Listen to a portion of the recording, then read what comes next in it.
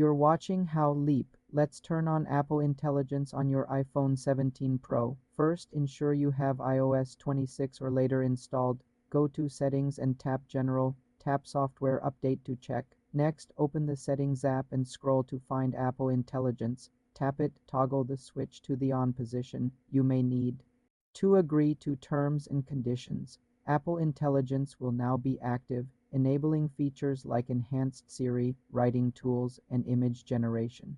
You're watching How Leap. Let's turn on Apple Intelligence on your iPhone 17 Pro. First, ensure you have iOS 26 or later installed. Go to Settings and tap General, tap Software.